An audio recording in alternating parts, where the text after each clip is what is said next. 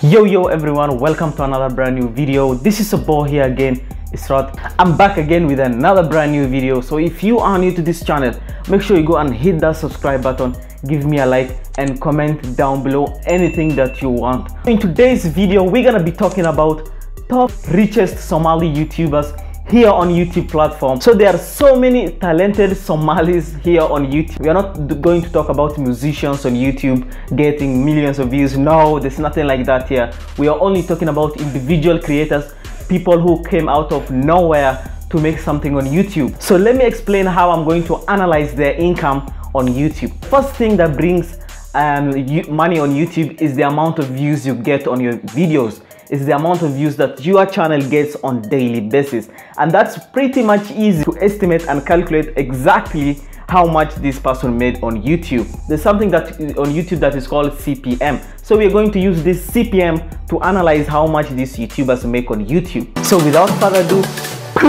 let's hit the intro, bro.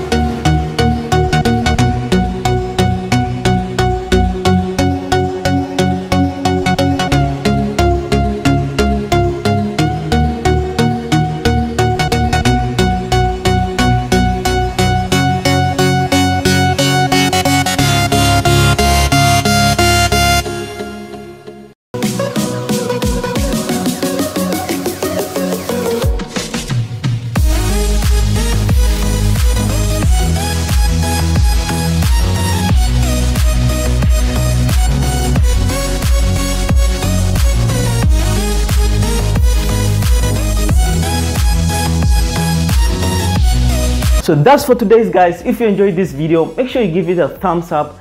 Don't forget to subscribe down below, and don't forget also to comment down below about what you think about this video. If you have anything to say, please go to the comment section and type whatever you want. That's for today's guys, and I will see you in the next video. Peace out.